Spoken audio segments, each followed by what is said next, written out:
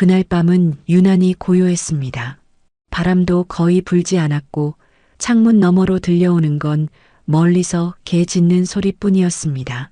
저는 거실 소파에 앉아 뜨개질을 하며 텔레비전을 보고 있었죠.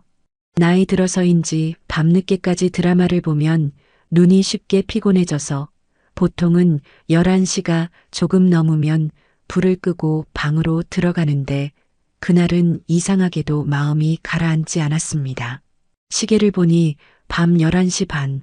아직도 밖은 인기척이 없었고 골목길 가로등 불빛이 노랗게 번져 있었습니다. 그때였습니다. 갑자기 현관문을 두드리는 소리가 들린 건 처음에는 잘못 들은 줄 알았습니다. 이 시간에 누가 올 리가 없었거든요.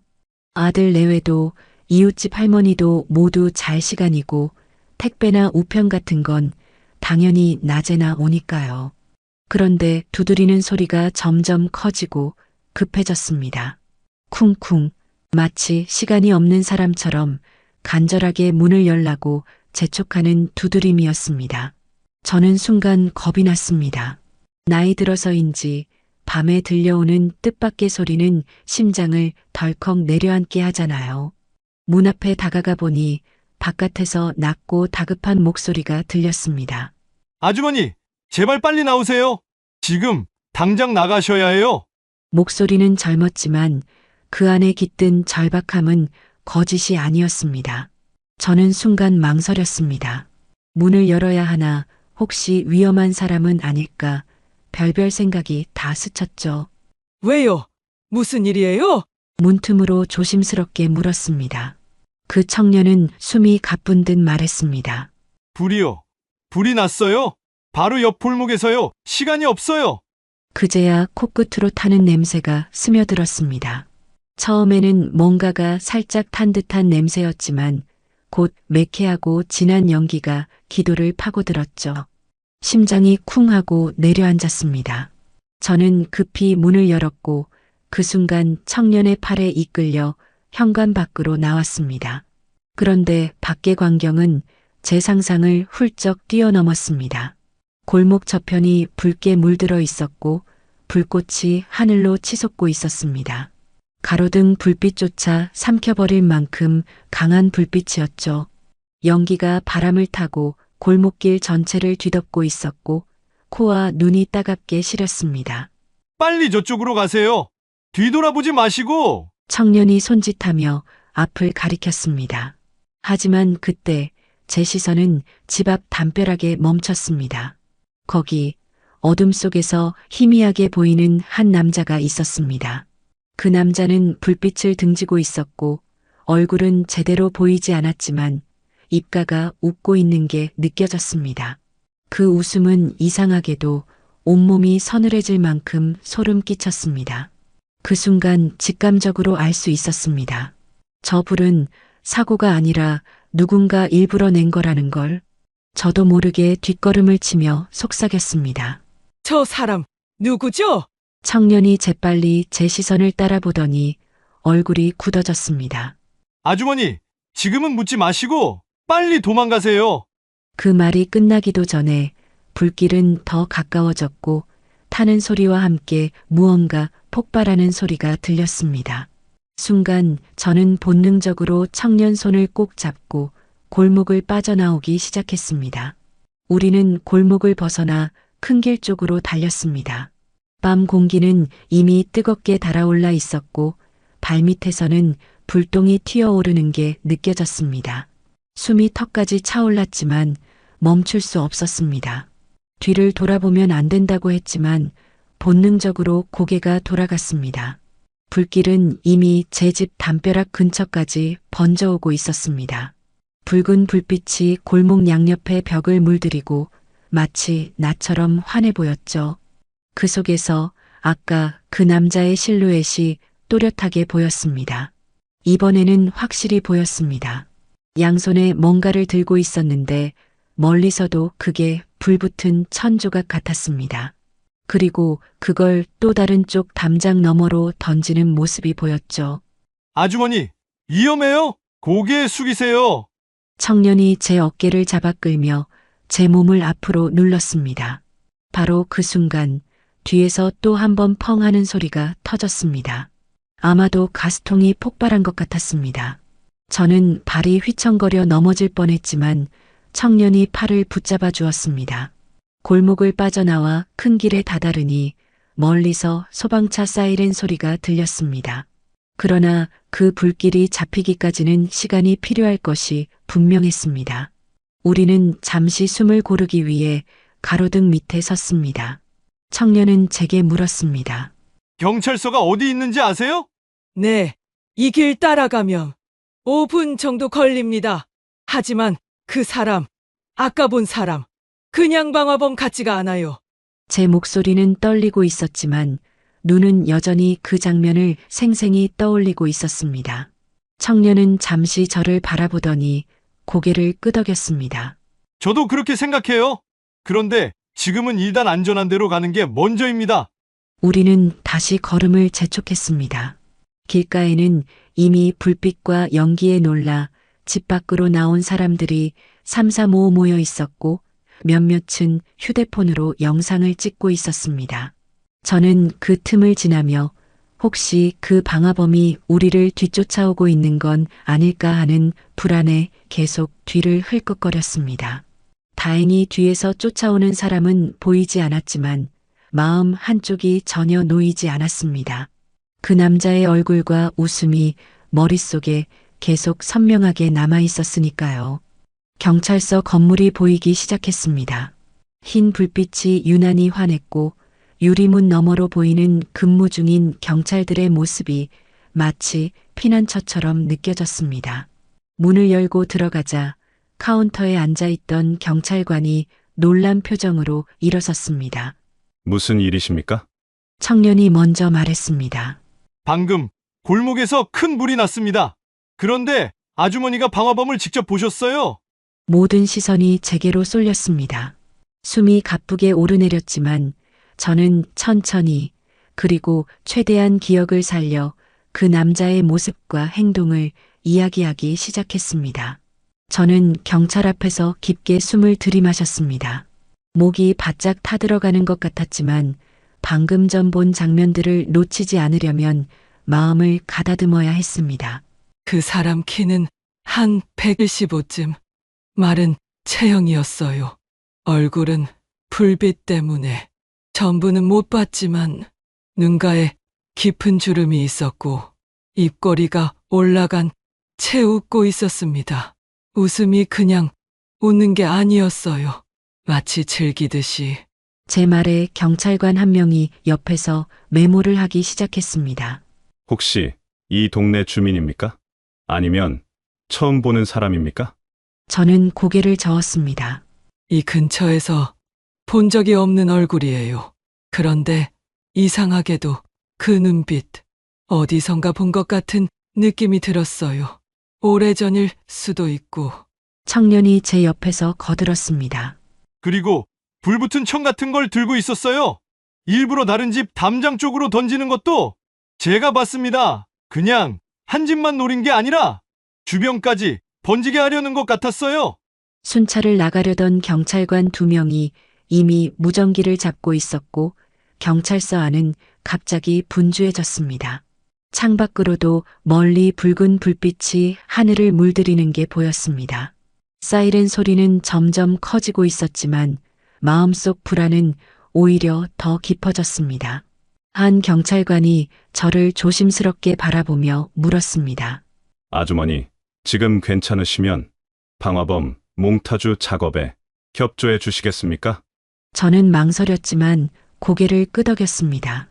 이대로 그냥 있으면 그 사람이 다시 나타날지도 모른다는 생각이 들었기 때문입니다. 스케치 담당 경찰이 작은 방으로 저를 안내했고 청년도 함께 들어왔습니다. 그 사람 눈이 제일 인상적이었어요. 저는 천천히 기억을 더듬으며 설명했습니다. 가늘고 길었는데 웃을 때 눈꼬리가 위로 치켜 올라갔어요. 그리고 피부가 거칠었어요. 햇볕에 많이 탄 듯한. 그림은 점점 그날 밤의 그 남자를 닮아갔습니다. 선을 하나 그을 때마다 제 심장은 조금씩 빨라졌습니다. 그 웃음을 다시 마주하는 것 같아서 한참 후 거의 완성된 몽타주를 본 청년이 입을 열었습니다. 이 사람, 저도 본 적 있는 것 같아요. 순간 방 안의 공기가 무겁게 가라앉았습니다. 어디서 봤습니까?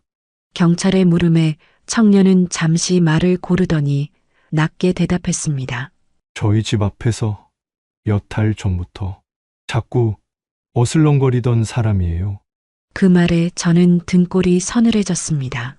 그렇다면 그 불길은 단순히 우연이 아니라 오래전부터 준비된 것이란 뜻일지도 모릅니다. 청년의 말이 끝나자 방 안에 있던 경찰관들의 시선이 동시에 그에게 향했습니다. 그는 순간 목을 한번 가다듬더니 천천히 이야기를 이어갔습니다. 처음 본 건 올봄이었어요. 집 근처 슈퍼에 가는 길이었는데 그 사람이 가로등 밑에서 담배를 피우고 있더라고요. 저를 빤히 보는데 처음에는 그냥 우연이라 생각했죠. 그런데 그 뒤로도 몇 번이나 같은 자리에 같은 시간대에 서 있었어요. 그는 잠시 숨을 고르고 제 쪽을 바라봤습니다. 아주머니, 댁 옆집으로 제가 이사 온 게 2달 전이잖아요. 이사 오기 전에도 그 사람이 제 집 근처에서 서성이는 걸 여러 번 봤습니다. 그런데 매번 제가 눈을 마주치면 아무 말 없이 씩 웃기만 했어요.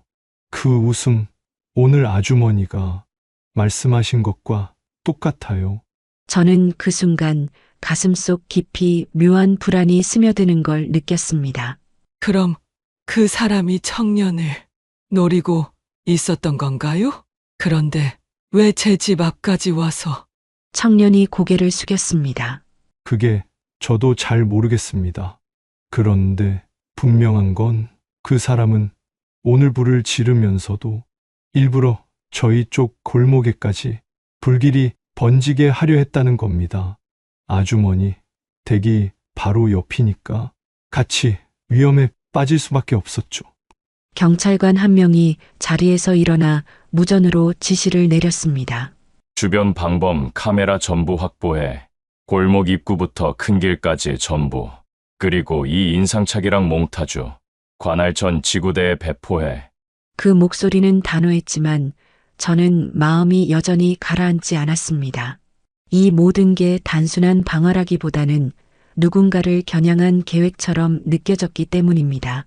몽타주 작업이 끝나고 청년과 저는 경찰서 로비로 나왔습니다.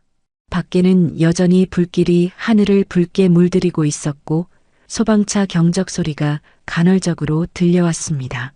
연기가 바람을 타고 멀리까지 퍼져 경찰서 안까지 희미하게 스며들었습니다. 청년이 제게 조심스럽게 물었습니다. 아주머니, 혹시 전에도 이런 일을 겪으신 적 있으세요? 불이나 의심스러운 사람 같은 거요. 저는 잠시 생각하다가 마음 한구석에 오래 묻어둔 기억 하나를 떠올렸습니다. 오래전 일이긴 한데 30해 전쯤 우리 동네에서 큰 불이 난 적이 있었어요. 그때도 엿집이 전부 타버렸고 사람도 다쳤죠. 그런데 그 불이 난 날 골목 거기에서 오늘 본 사람과 비슷하게 생긴 남자를 봤어요. 물론 그때는 젊었지만 눈매랑 웃음이 너무 비슷해요. 청년의 표정이 굳어졌습니다. 그럼 그 사람은 예전부터 이 근처를 알고 있었던 걸 수도 있겠네요. 저는 그제야 확실히 느꼈습니다. 이건 우연이 아니었습니다. 그리고 그 불길은 오늘로 끝나지 않을지도 모른다는 불길한 예감이 들었습니다. 경찰은 즉시 과거 화재 기록을 확인하기 시작했습니다. 사무실 안에서 한 형사가 두꺼운 화재 사고 자료처를 꺼내 책상 위에 펼쳤습니다. 그 속에는 수십 건의 사건 기록과 함께 불에 탄 건물 사진들이 빼곡하게 꽂혀 있었습니다. 형사는 장갑을 낀 채 페이지를 빠르게 넘기더니 한 장을 제 앞에 내밀었습니다. 아주머니, 이 사진 기억나십니까? 사진 속은 30해 전에 우리 동네였습니다. 검게 그을린 골목, 무너져 내린 지붕들, 그 사이로 연기에 가려진 사람들의 모습. 저는 사진을 보는 순간 손끝이 떨렸습니다. 맞아요. 이게 그때예요. 그날도 밤이었죠. 모두 잠든 시간이었는데 갑자기 불이 번졌어요. 그리고 그날 이 골목 어귀에 서 있던 남자, 오늘 본 그 사람과 닮았어요. 형사는 제 반응을 메모하며 청년에게도 시선을 돌렸습니다. 당신이 말한 오늘의 방화범과 같은 사람일 가능성이 높습니다. 30해 전 사건 기록에도 의심 인물로 한 명이 언급됐는데 신원은 확인되지 않았습니다. 당시 목격자 진술로는 40대 초반쯤의 남자였다고 돼 있군요. 청년이 눈을 크게 떴습니다. 그럼 지금이면 나이가 60이나 65은 됐을 거네요. 저는 순간 머릿속에 스치는 게 있었습니다. 혹시 그 사람 다른 지역에서도 불을 낸 적이 있을까요? 형사는 고개를 끄덕였습니다. 방화범 중에는 일정한 간격을 두고 여러 지역을 옮겨 다니며 범행하는 경우가 있습니다. 특히 불을 지르며 쾌감을 느끼는 유형은 흔적을 남기지 않으려고 이곳저곳을 옮겨 다니죠. 문제는 그가 특정 대상을 노리는지 아니면 단순히 불을 내는 걸 즐기는지 아직 알 수 없다는 겁니다. 그 말을 듣는 순간 제 심장은 또다시 불안하게 뛰기 시작했습니다. 이번 불이 제 집 앞까지 번진 건 단순한 위치상의 우연일 수도 있지만 혹시 그가 일부러 제 집을 노린 거라면 이유가 있을 것 같았습니다. 청년이 조용히 말했습니다. 아주머니, 혹시 오래전에 이 사람과 어떤 마찰이나 문제가 있었던 건 아닌가요? 아니면 가족이나 친척 중 누군가랑이라도? 저는 곰곰이 생각했습니다. 그리고 그때 30해 전 화재 직후 있었던 일이 떠올랐습니다. 그 불로 집을 잃은 이웃 중 한 명이 보상 문제를 두고 제 남편과 심하게 다퉜던 일이 있었거든요. 그 남자는 그 후로 동네를 떠났지만 그와 함께 있던 한 친척 남자의 얼굴이 오늘 본 그 방화범과 묘하게 겹쳤습니다. 혹시 그때 그 사람 우리 동네를 떠난 게 아니라 계속 어딘가에서 지켜보고 있었던 건 아닐까요? 제 목소리는 저도 모르게 낮아졌습니다. 형사는 단호하게 말했습니다. 그럴 가능성도 배제할 수 없습니다. 일단 신원 파악이 우선이니 오늘 목격한 모습 그대로 기억해 두셨다가 추후에도 진술해 주셔야 합니다. 그리고 두 분 모두 당분간은 귀가하지 마시고 안전한 숙소나 친척 집에서 지내시는 게 좋겠습니다. 청년과 저는 서로를 바라봤습니다. 불길은 이미 사그라들고 있었지만 그보다 무서운 건 아직 잡히지 않은 방화범이었습니다. 다음 날 아침 경찰서 안은 전날보다 더 분주했습니다. 밤새 소방과 경찰이 합동으로 현장을 수습했고 새벽까지 CCTV 영상과 목격자 진술이 모였습니다. 형사 한 명이 두꺼운 서류 봉투를 들고 들어와 책상 위에 내려놓았습니다. 어제 확보한 CCTV입니다. 골목, 입구, 인근 상점, 그리고 버스 정류장까지 전부 포함됐습니다. 영상이 컴퓨터 화면에 재생되기 시작했습니다. 먼저 보인 건 불이 나기 약 1시간 전 골목 모퉁이에서 서성이는 남자의 모습이었습니다. 가로등 불빛에 비친 얼굴은 흐릿했지만 가늘고 긴 눈매와 치켜 올라간 입꼬리가 확실히 보였습니다. 그가 손에 들고 있던 건 작은 비닐봉지였고 그 안에는 천조각 같은 것이 비죽 튀어나와 있었습니다. 청년이 화면 앞으로 몸을 기울였습니다. 맞아요. 저 사람이에요. 제가 말씀드린 그대로입니다.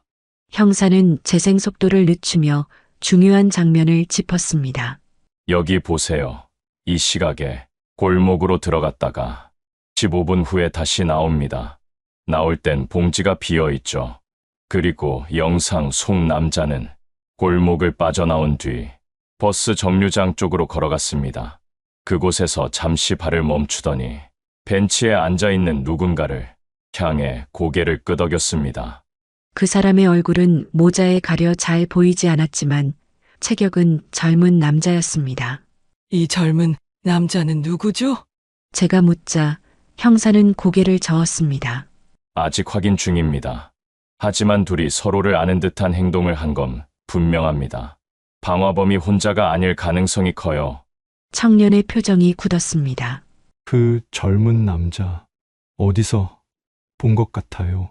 정확히는 기억이 안 나지만, 형사가 다른 영상을 열었습니다. 이번에는 전날 밤 불이 시작되기 직전 골목 반대편 카메라에 찍힌 장면이었습니다. 방화범이 담장 쪽으로 불붙은 천을 던지는 모습, 그리고 불길이 번지기 시작하자 발걸음을 멀리로 옮기는 장면이 선명히 보였습니다. 그 뒷모습에는 확실히 오랜 세월 거친 듯한 체구와 움직임이 드러나 있었습니다. 이 사람, 범행 후 이동 경로를 따라가면 버스 대신 골목 안쪽 주택가로 들어갔습니다. 아마도 숙박업소나 지인의 집일 가능성이 있습니다. 그 순간 제 머릿속에 하나의 기억이 번개처럼 스쳤습니다. 혹시 청년, 당신 이사 오기 전 집주인이 갑자기 집을 내놓았다고 했었죠? 청년이 놀란 듯 저를 보았습니다.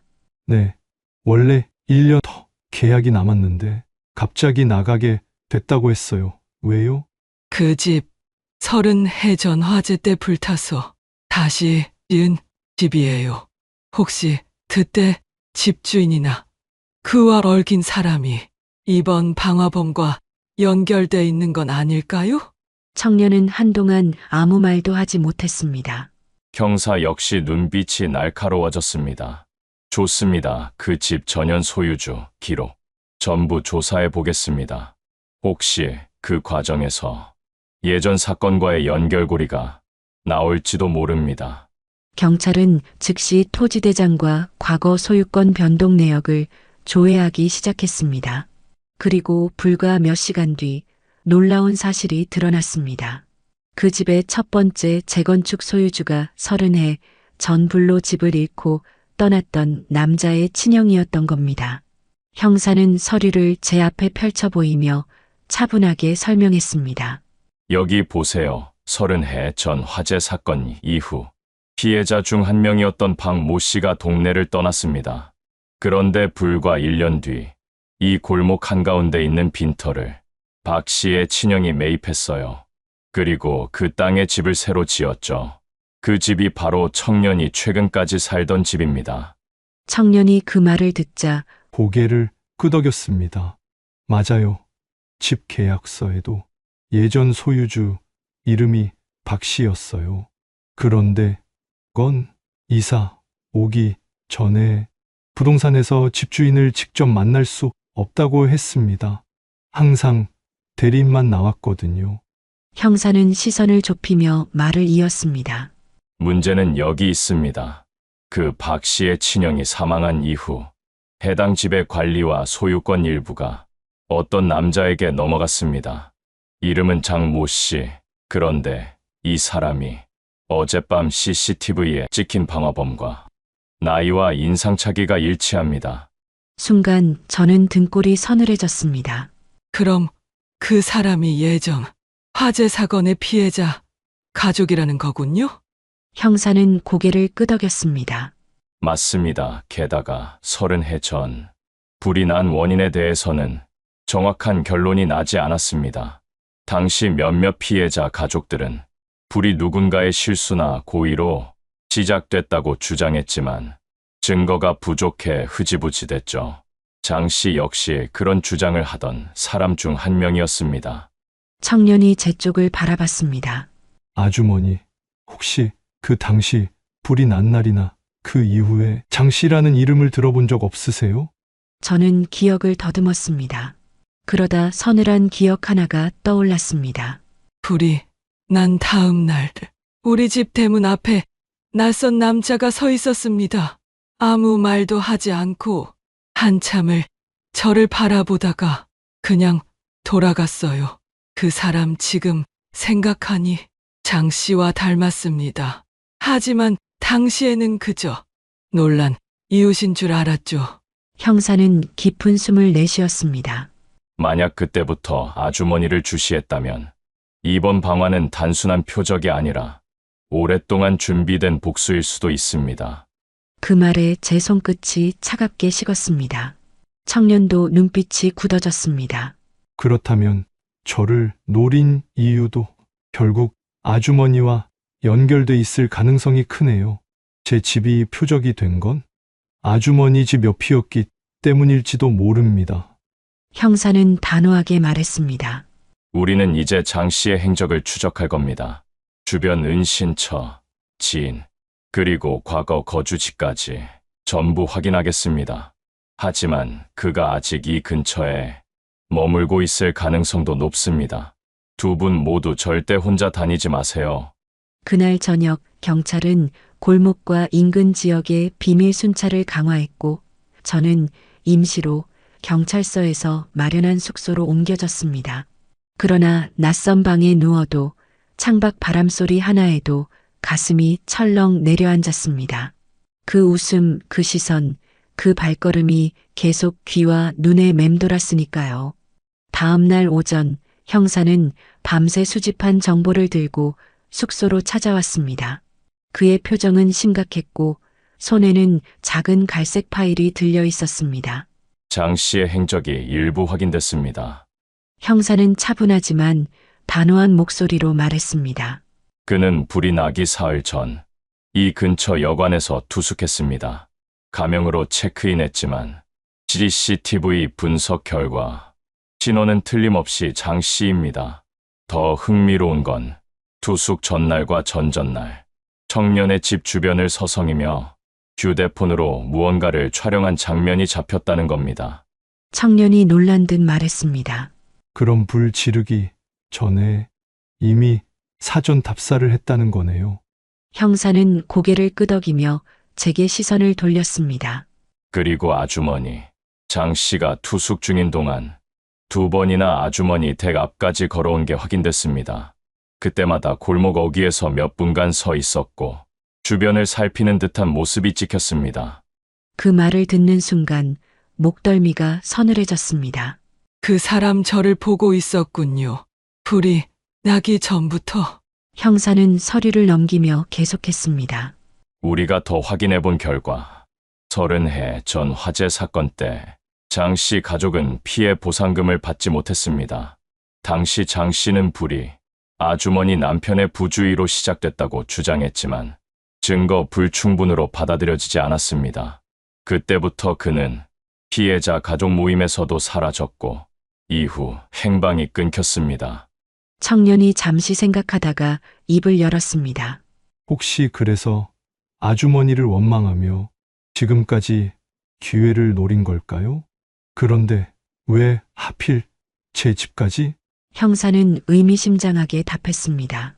장 씨가 머물렀던 여관 주인의 진술에 따르면 그는 청년의 집을 그 집이라고 부르며 특별히 관심을 보였다고 합니다. 그리고 그 이유가 청년도 모르실 겁니다. 청년이 당황스러운 표정을 지었습니다. 저요? 저는 동네에 연고도 없고 이사 온 지 2달밖에 안 됐는데요. 형사는 파일에서 오래된 흑백 사진 한 장을 꺼냈습니다. 사진 속에는 30해 전 화재 직후에 잿더미 속에서 서 있는 몇 명의 사람이 있었고 그 뒤편에는 당시 불에 타지 않고 남아있던 단 한 채의 집이 보였습니다. 이 집이 바로 청년이 살던 집입니다. 30해 전에도 불길 속에서 유일하게 살아남았죠. 그런데 이 집의 초대 소유주가 장 씨의 동생입니다.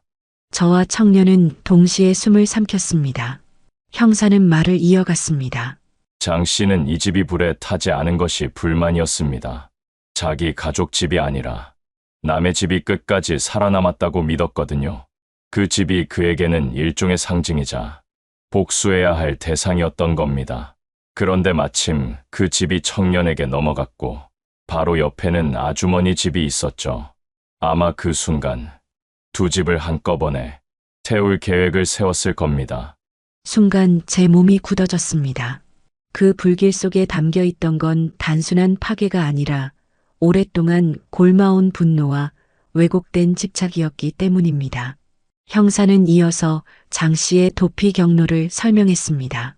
불이 난 직후 장 씨는 여관에서 짐을 챙기고 빠져나갔습니다. CCTV에는 큰 나와 택시에 오르는 장면이 찍혔는데 목적지는 정확히 잡히지 않았습니다. 하지만 그 택시 기사의 진술이 흥미롭습니다. 중간에 한 여자가 합승했다고 하더군요. 청년이 고개를 갸웃했습니다. 여자요? 그게 누구죠? 형사는 종이에 프린트된 사진을 꺼냈습니다.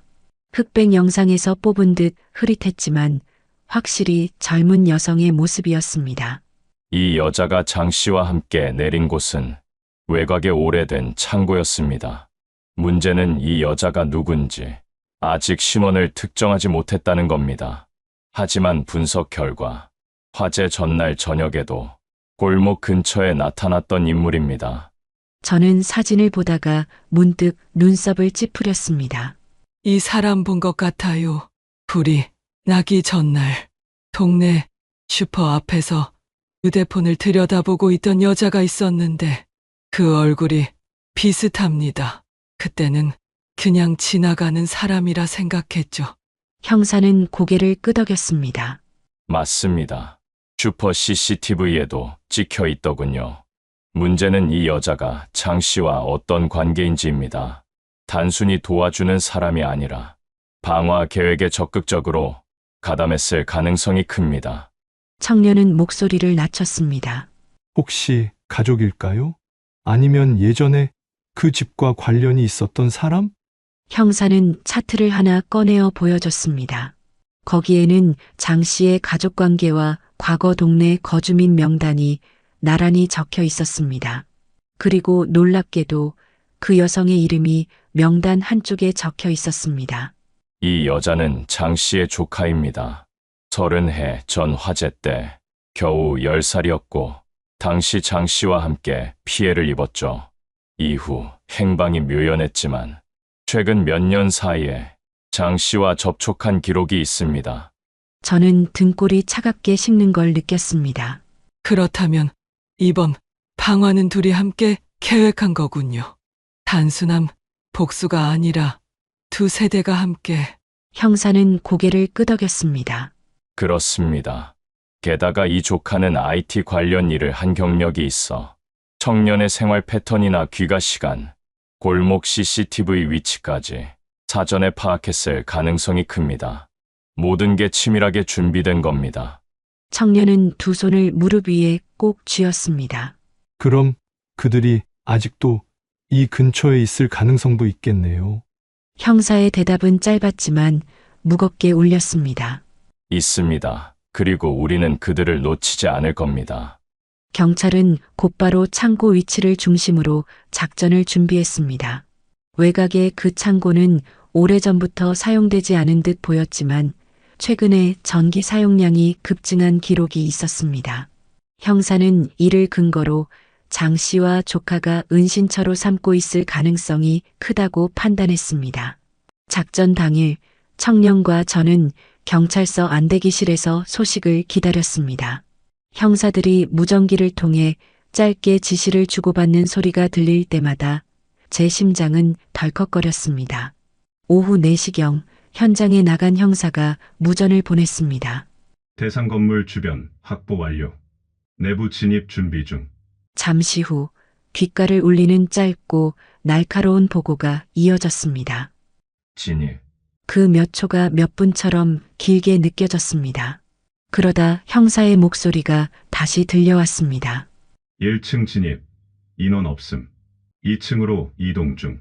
숨을 죽이고 기다리던 그 순간 무전 속 목소리가 한 톤 높아졌습니다. 2층에서 흔적 발견.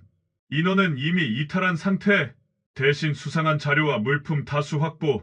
잠시 후 경찰이 돌아왔을 때 형사의 손에는 작은 상자 하나와 두꺼운 노트, 그리고 오래된 사진 몇 장이 들려 있었습니다. 그들은 이미 떠났지만 중요한 걸 남겨놨습니다. 형사는 상자를 열어 보였습니다.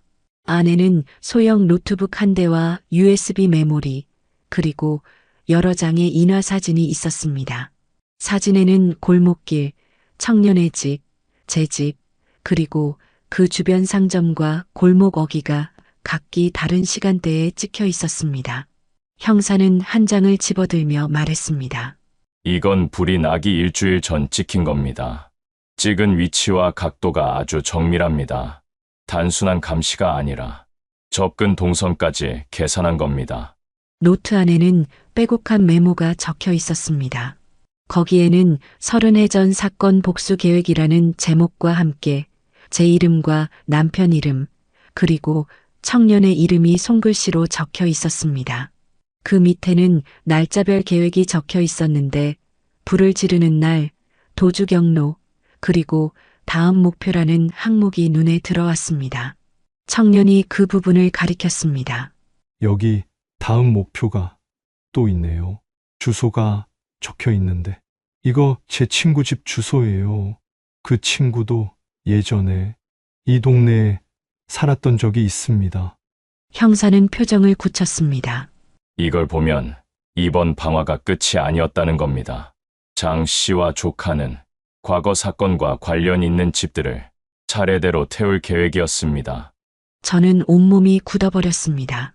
불길 속에서 살아남은 사람들을 마치 목록처럼 하나씩 지우려는 듯한 계획. 이건 단순한 분노가 아니라 집요하고 왜곡된 복수심이었습니다. 형사는 단호하게 말했습니다. 다행히 계획이 완전히 실행되기 전에 일부를 막았습니다. 하지만 장 씨와 조카를 잡기 전까지는 안심할 수 없습니다. 우리는 지금부터 전국 지명 수배를 걸고 주변 모든 숙박업소와 터미널을 확인할 겁니다. 그 순간 제 마음속에는 두려움과 함께 이상한 결심이 싹트고 있었습니다. 이대로 숨어서 기다리는 것만이 답일까? 아니면 그날 밤 숙소 창문을 열어두고 한참을 앉아 있었습니다. 멀리서 들려오는 차 소리, 가끔 울리는 개 짖는 소리, 그리고 어둠 속에서 스치는 바람 소리까지 모든 것이 예민하게 귀에 들어왔습니다. 경찰이 전국 수배를 걸고 수색을 벌이고 있다는 걸 알면서도 제 마음은 전혀 놓이지 않았습니다. 그 이유는 하나였습니다. 장 씨와 그의 조카는 철저하게 준비하고 움직이는 사람들이라는 것, 그리고 그들이 목표를 바꾸지 않는다는 확신이었습니다. 청년도 비슷한 생각을 하고 있었는지 제게 조심스럽게 말을 꺼냈습니다. 아주머니, 그냥 이렇게 경찰만 믿고 기다려도 되는 걸까요? 그 사람들 이미 우릴 오래 지켜본 사람들이잖아요. 저는 청년의 말에 한참을 생각했습니다. 맞아요. 우리가 모르는 사이에 이미 몇 발짝 앞서 있었을 수도 있죠. 그런데 그럼 우리도 가만히 있으면 안 돼요. 청년은 놀란 눈빛으로 저를 바라봤습니다.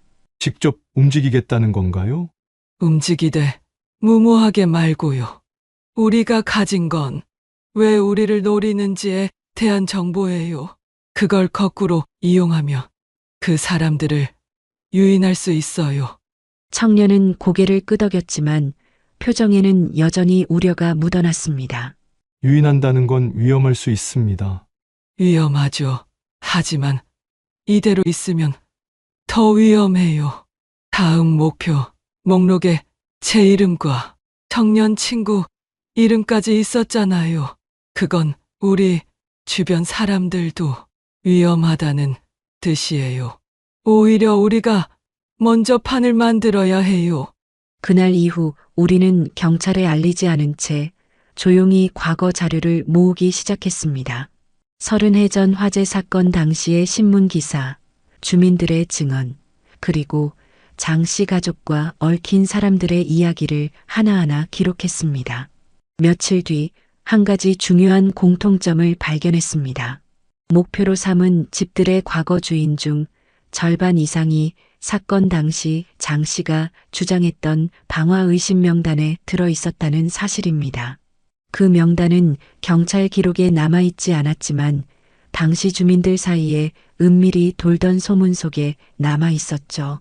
결국 그 명단에 있는 사람들을 순서대로 제거하려는 거네요. 청년이 낮은 목소리로 말했습니다. 저는 고개를 끄덕이며 한 장의 종이를 꺼냈습니다. 이 명단을 일부러 유출하는 거예요. 그들이 훔쳐볼 수 있는 곳에 흘려서 우리가 다음 목표인 것처럼 믿게 만드는 거죠. 그러면 다시 우리 앞에 나타날 겁니다. 청년은 한동안 말이 없었습니다. 그리고 마침내 결심한 듯 말했습니다. 좋아요. 하지만 이번엔 경찰도 우리 계획에 끌어들이죠. 유인작전이라도 최소한의 안전장치는 필요하니까요. 그렇게 우리는 장 씨와 조카를 다시 불러내기 위한 함정을 준비하기 시작했습니다. 이틀 뒤 유인작전이 본격적으로 시작됐습니다. 경찰은 우리가 만든 목표 명단을 마치 내부 유출된 것처럼 위장해 온라인 커뮤니티와 일부 오래된 부동산 거래 문서에 슬쩍 흘렸습니다. 그 명단 속에는 제 이름과 청년 이름이 가장 위에 올라가 있었고 그 아래에는 실제로 존재하지만 이번에는 전혀 위험하지 않은 인물들의 이름도 섞여 있었습니다. 우리는 마치 일상으로 돌아간 듯 행동했습니다. 저는 평소처럼 장을 보러 시장에 나가고 청년은 골목 어귀 카페에서 책을 읽으며 시간을 보냈습니다. 하지만 그 모든 동선은 경찰이 사전에 설치한 감시망 속에 있었습니다. 골목 입구, 버스 정류장, 그리고 우리 집 근처에 은밀한 카메라와 잠복 인력이 배치됐습니다. 작전 시작 사흘째 되는 날 오후 이상한 낌새가 감지됐습니다. 골목 반대편 CCTV에 모자를 깊게 눌러 쓴 여성이 나타난 겁니다. 형사는 화면을 확대하며 낮게 중얼거렸습니다. 맞습니다. 장씨 조카입니다. 그녀는 우리 쪽으로 오지 않고 골목을 몇 번 오가며 휴대폰을 들여다봤습니다.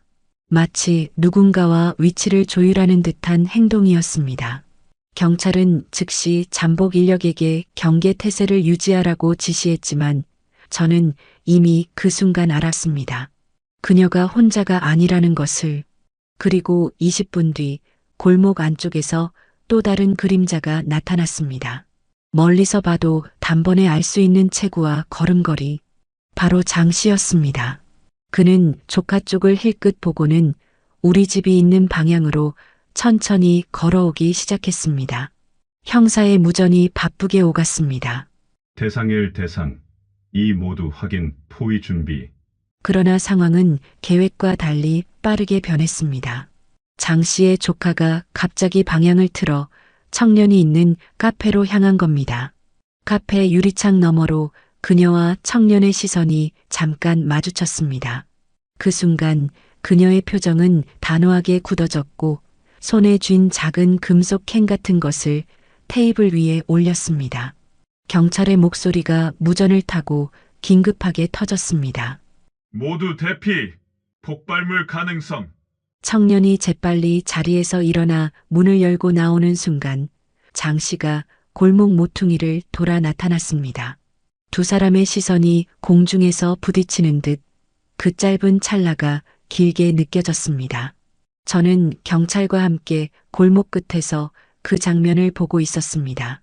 그 순간 장 씨의 입꼬리가 서서히 올라가더니 마치 오래 기다렸다는 듯한 표정이 지어졌습니다.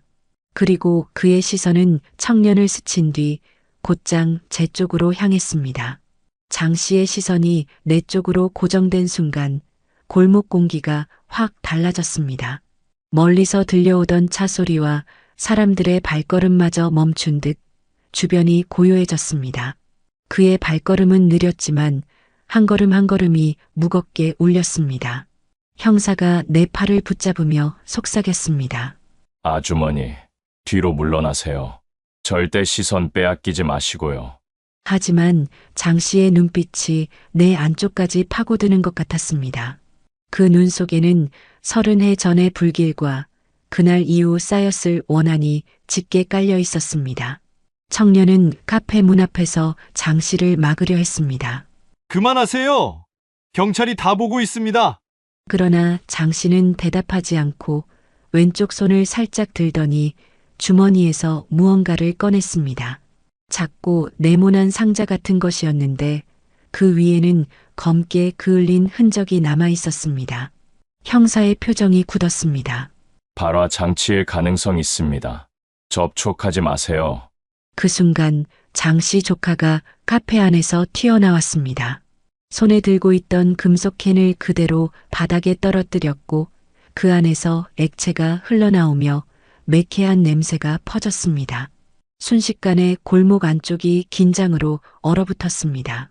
경찰 2명이 전방으로 달려가 장 씨를 제압하려 했지만 그는 한 발짝 뒤로 물러나며 조카 쪽을 향해 짧게 소리쳤습니다. 지금이야! 조카가 허리를 숙여 바닥에 캔을 움켜쥐려는 순간 청년이 재빨리 몸을 날려 그 손목을 잡았습니다. 두 사람이 엎치락 뒤치락하며 바닥을 구를 때 장 씨는 나를 향해 그대로 걸어왔습니다. 그가 다가올수록 숨이 조여오는 듯했고 발이 땅에 붙어버린 것처럼 움직이지 않았습니다. 형사가 내 앞을 막아섰습니다. 더 이상 접근하면 발포하겠습니다. 하지만 장 씨는 멈추지 않았습니다. 오히려 느리게 그리고 분명하게 한마디를 내뱉었습니다. 이제 끝내러 왔다.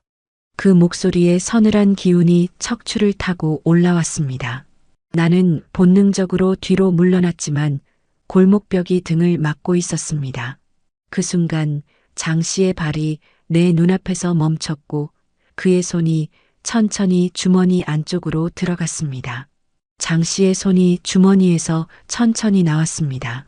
그 손 안에는 작은 성냥갑이 쥐어져 있었습니다. 마치 오래된 상표가 희미하게 보이는 습기 먹은 종이 포장이었지만 안에 담긴 성냥개비 몇 개는 여전히 말라있는 듯했습니다. 그 순간 형사의 목소리가 날카롭게 울렸습니다. 성냥 버려! 당장 버려! 그러나 장 씨는 아랑곳하지 않았습니다. 오히려 한 개비를 꺼내어 엄지와 검지로 비비며 불씨를 낼 듯한 동작을 반복했습니다. 그의 시선은 나를 향해 있었고 그 눈빛 속엔 묘한 만족감과 오랜 기다림이 섞여 있었습니다. 뒤쪽에서 청년과 조카가 여전히 몸싸움을 벌이고 있었습니다. 조카의 손목은 청년에게 단단히 잡혀 있었지만 그녀는 필사적으로 무언가를 주머니에서 꺼내려 하고 있었습니다.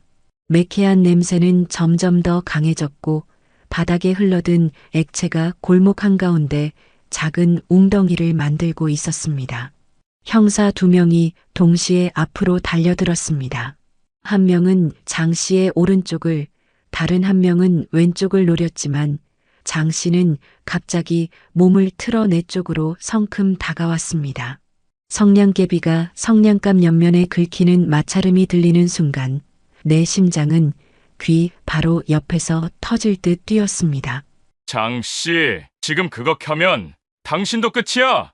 형사가 외쳤지만 장 씨의 입술은 미묘하게 웃고 있었습니다. 그 찰나 청년이 몸을 비틀어 조카를 바닥에 밀쳐내고 장 씨 쪽으로 달려들었습니다.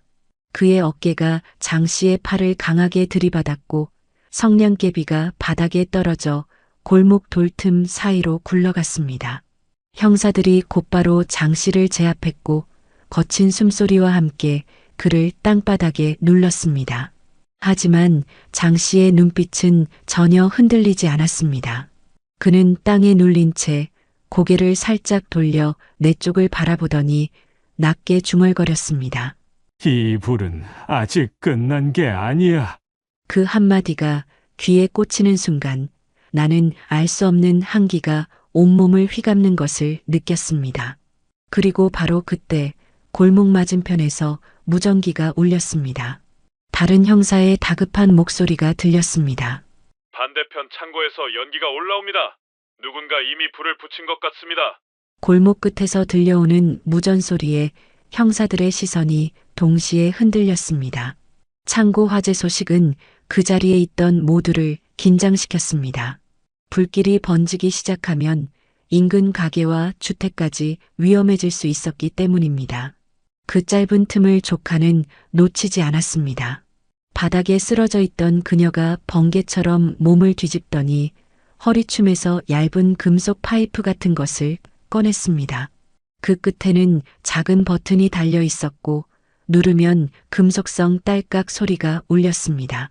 형사 한 명이 즉시 외쳤습니다. 스위치, 멈춰! 하지만 조카의 표정에는 두려움이 전혀 없었습니다. 오히려 눈가가 번뜩이며 골목에 있는 우리 모두를 한번 훑었습니다. 이건 창고에 있는 기름통이랑 연결돼 있어요. 여기서 내가 버튼을 놓으면 다 끝입니다. 그 말에 장 씨의 눈이 순간 크게 열렸습니다. 그는 여전히 경찰에게 제압당한 채였지만 조카를 향해 거칠게 소리쳤습니다. 멈춰! 그건 지금이 아니야! 그러나 조카는 삼킨 웃음을 터뜨리듯 어깨를 살짝 들썩였습니다. 삼촌, 난 30해 동안 기다렸어요. 이 골목을, 이 사람들을 전부 태우려고. 형사들은 천천히 그녀를 둘러싸며 접근했지만 조카의 손가락은 버튼 위에서 단단히 고정돼 있었습니다. 청년이 내 옆으로 다가와 낮게 속삭였습니다. 아주머니, 이건 시간 끌다가 끝날 문제가 아니에요. 저 버튼을 떨어뜨리게 해야 합니다. 나는 숨을 고르며 조카를 바라봤습니다. 그녀의 눈빛은 어린 시절에 잃어버린 무언가를 여전히 붙잡고 있는 사람의 눈빛이었습니다. 분노와 슬픔이 뒤섞인 풀리지 않은 매듭 같은 시선. 그때 형사 한 명이 손짓으로 신호를 보냈습니다. 골목 반대편에서 잠복하던 경찰이 조심스럽게 다가와 조카의 뒤를 잡을 타이밍을 노리고 있었습니다. 나는 그 순간 그녀의 주의를 끌어야 한다는 걸 직감했습니다. 너 그날 불이 났을 때 나를 본 적 있지? 내 목소리가 골목 안에서 울렸습니다. 조카의 시선이 순간 내 쪽으로 향했습니다. 내가 울고 있었어. 장씨, 뒤에서. 그런데 넌 아무 잘못도 없었잖아. 그녀의 눈이 흔들렸습니다.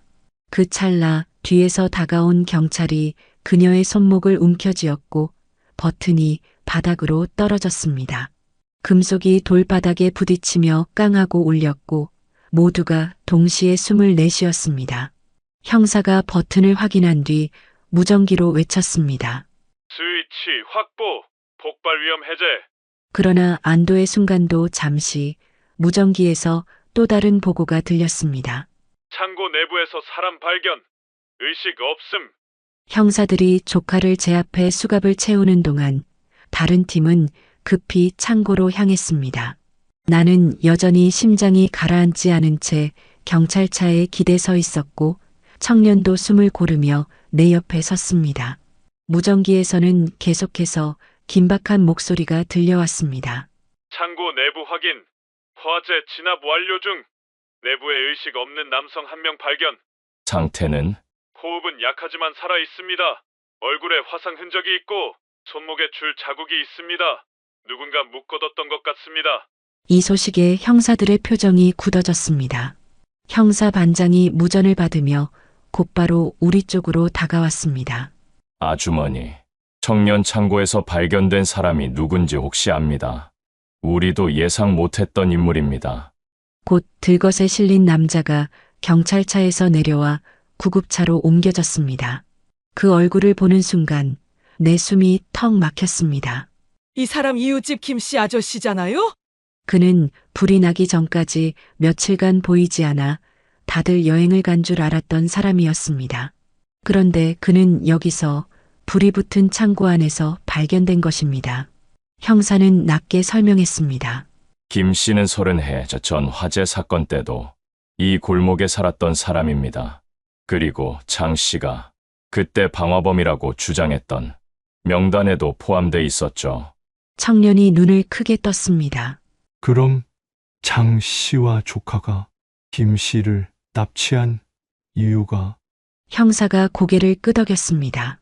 그를 직접 불 속에 가두려 했던 겁니다.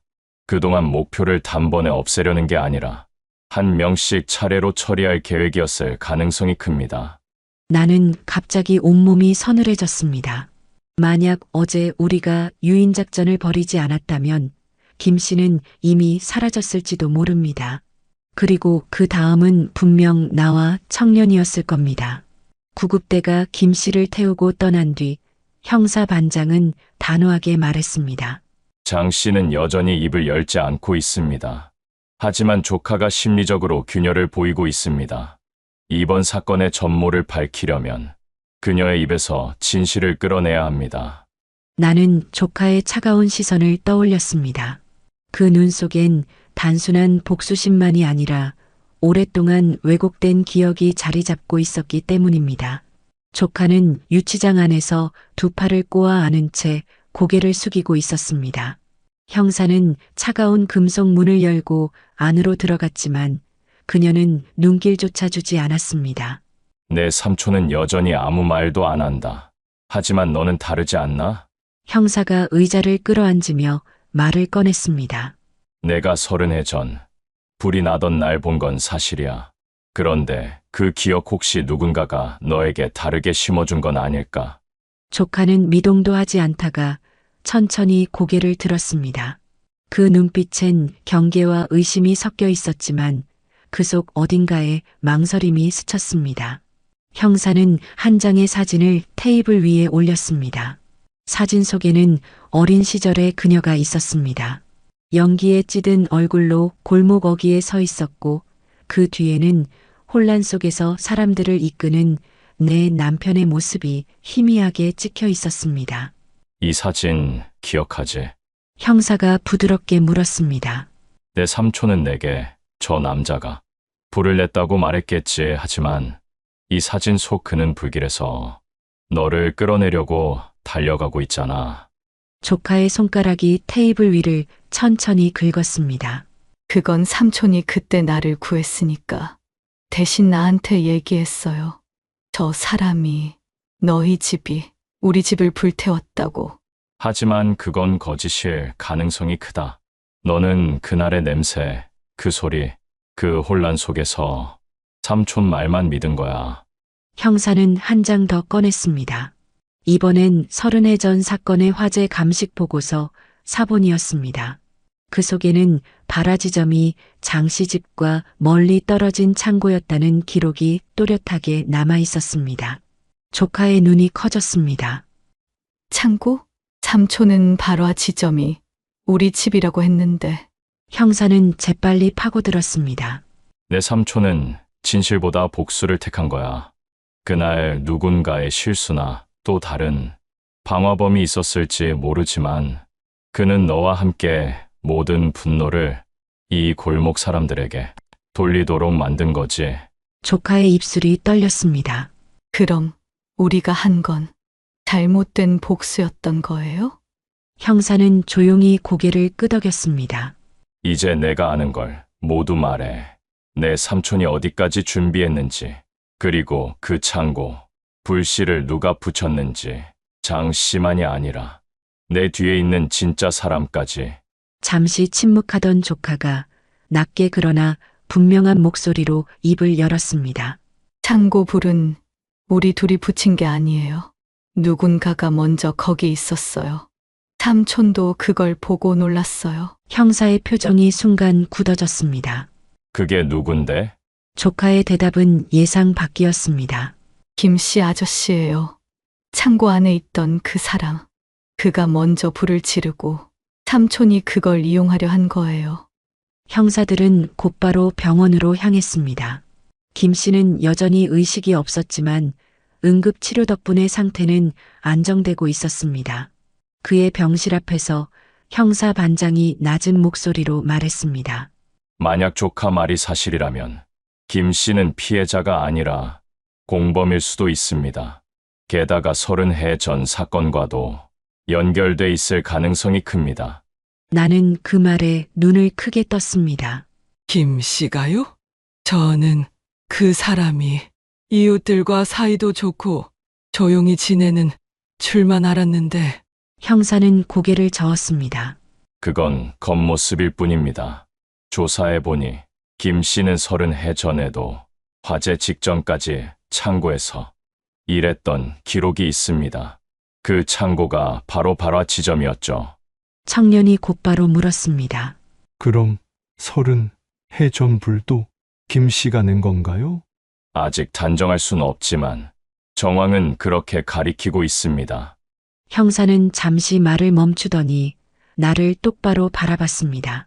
그리고 김 씨는 그 이후에도 여러 번 거주지를 옮기며 작은 화재 사건들과 묘하게 얽혀 있었습니다. 하지만 늘 증거가 불충분해 처벌을 피했죠. 나는 갑자기 소름이 돋았습니다.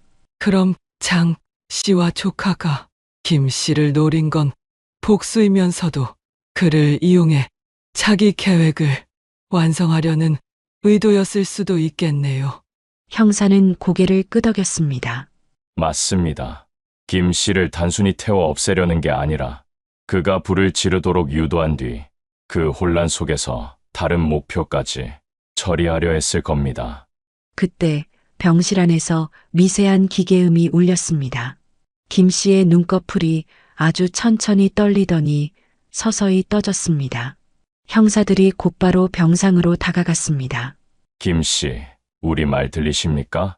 창고에 불을 붙인 게 당신입니까? 그는 한동안 천장을 멍하니 바라보다가 마른 입술을 열었습니다. 30해 전에도 그랬지. 순간 병실 안 공기가 무겁게 가라앉았습니다. 형사가 재차 물었습니다. 그날 왜 불을 냈습니까? 그리고 이번에는 왜 창고에 불을 붙였습니까? 김 씨는 눈을 감고 짧게 숨을 들이켰습니다. 그땐 누가 시켰어? 이번에도 누가 시켰어? 나는 숨을 삼켰습니다. 누가 시켰다는 거죠? 그의 목소리가 거의 속삭임에 가까웠습니다. 이 골목 계속 시켜보는 사람이 있어. 우리 모두를 차례대로. 김 씨의 목소리는 갈라져 있었지만 그 안에는 이상하리만큼 확신이 서려 있었습니다. 형사가 몸을 조금 앞으로 숙이며 물었습니다. 골목을 지켜보는 사람, 그게 누구입니까? 김 씨는 잠시 숨을 고르더니 힘겹게 눈을 떴습니다. 그 사람 이 동네 떠난 적 없어. 다들 죽었거나 떠났다고 생각했지만 그는 남아서 계속 보고 있었어. 내 심장이 쿵 내려앉았습니다. 누군데요? 이름을 말해주세요. 김 씨의 시선이 천천히 내 쪽으로 옮겨졌습니다. 아주머니도 알 거야. 30해 전 불이 난 날 마지막까지 골목에 있었던 사람. 그 순간 오래된 기억이 번개처럼 스쳤습니다. 화재가 난 밤 혼란스러운 골목 끝에서 가만히 서 있던 그림자. 그림자는 아무 말도 하지 않았지만 내 시선을 피하지도 않았습니다.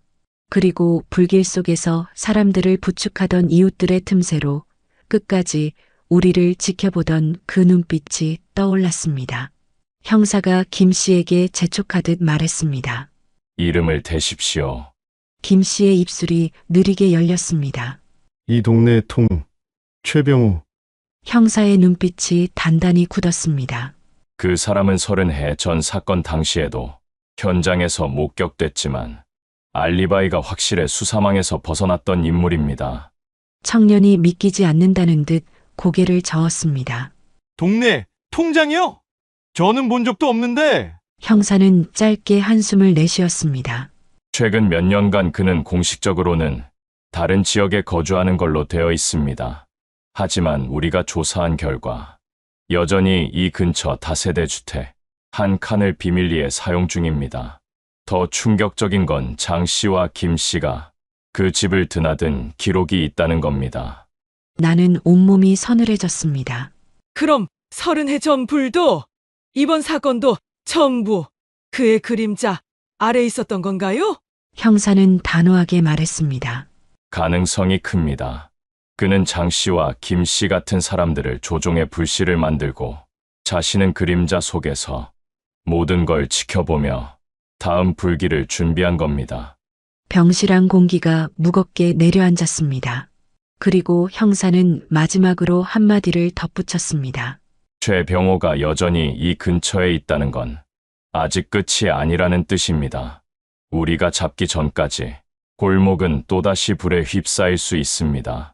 경찰은 즉시 최병호의 흔적을 찾기 위한 작전에 들어갔습니다. 공식적으로 그는 타지에 거주하는 것으로 되어 있었지만 형사는 단호하게 말했습니다. 이 사람은 서류상 주소만 바꾼 겁니다. 실제로는 이 골목과 인근에서 벗어난 적이 없어요. 움직임을 드러내지 않고 사람들을 이용해 일을 벌여왔죠. 그날 오후 형사들은 최병호와 관련된 모든 부동산, 상가, 빈집 명단을 모았습니다. 하지만 기록상으로는 뚜렷한 단서가 없었습니다. 그때 저는 문득 오래된 기억 하나가 떠올랐습니다. 잠깐만요. 30해 전 불이 난 뒤 마을 회관 지하 창고가 한동안 잠겨 있었던 거 기억나요? 그때 통장이었던 최병우 씨만 열쇠를 갖고 있었죠. 형사가 제 말에 눈을 번쩍였습니다. 지금 그 회관은 지역 복지센터로 바뀌었지만 구조는 크게 바뀌지 않았을 겁니다. 지하 창고도 남아있을 가능성이 크죠. 청년이 옆에서 덧붙였습니다. 게다가 복지센터라면 사람들의 출입이 많아서 은신처로 쓰기엔 더 완벽하죠. 눈에 띄지 않고 물건을 들고 다녀도 이상하지 않으니까요. 경찰은 즉시 복지센터 주변에 비밀 감시팀을 배치했습니다. 이틀 동안 아무런 움직임이 없었지만 3일째 되는 날 저녁 한 남자가 후문으로 들어가는 모습이 포착됐습니다. 가로등 불빛에 비친 얼굴은 세월의 흔적이 묻었지만 분명 최병호였습니다. 형사가 무전을 붙잡고 명령을 내렸습니다. 모든 팀, 후문과 비상계단 차단. 대상이 건물 안에 있을 때 진입한다. 나는 그 순간 심장이 쿵쿵 뛰기 시작했습니다. 30해 전 불길 속에서 봤던 바로 그 사람, 그 눈빛이 지금 눈앞에서 다시 나타난 겁니다. 경찰이 건물 안으로 진입하자 복지센터는 순식간에 긴장감으로 뒤덮였습니다. 1층과 2층은 모두 비어 있었고 지하로 이어지는 철문이 굳게 잠겨 있었습니다. 형사가 절단기를 들여와 자물쇠를 잘라내고 문을 열자 습하고 어두운 공기가 한꺼번에 밀려 나왔습니다. 지하 안쪽에는 오래된 철제 선반들이 줄지어 있었고 그 위에는 작은 금속통과 빈 유리병들이 빽빽하게 놓여 있었습니다. 그리고 구석에는 낯선 가방 하나가 놓여 있었습니다. 형사가 가방을 열었을 때 그 안에는 골목 주변을 촬영한 사진과 지도가 들어 있었습니다. 지도에는 빨간색 펜으로 여러 집이 표시돼 있었고 그중 맨 위에는 내 집과 청년의 집이 다시 표시되어 있었습니다. 형사가 이를 보며 낮게 중얼거렸습니다. 이 사람 아직도 끝낼 생각이 없었군. 바로 그 순간 지하 반대편에서 발걸음 소리가 들렸습니다. 모두가 동시에 고개를 돌렸을 때 그림자 속에서 한 남자가 천천히 걸어 나왔습니다. 그 눈빛과 웃음은 30해 전과 똑같았습니다. 그 남자는 천천히 우리 앞까지 걸어왔습니다. 발걸음은 느렸지만 눈빛은 결코 피하지 않았습니다. 그의 입꼬리가 서서히 올라갔고 낮게 웃음이 흘러나왔습니다. 결국 날 찾아냈군. 형사들이 동시에 권총을 겨누며 경고했습니다. 최병호, 움직이지 마. 30해 전과 이번 방화 사건 모두 내 소행이란 증거가 있다. 그는 전혀 놀란 기색 없이 고개를 저었습니다. 소행?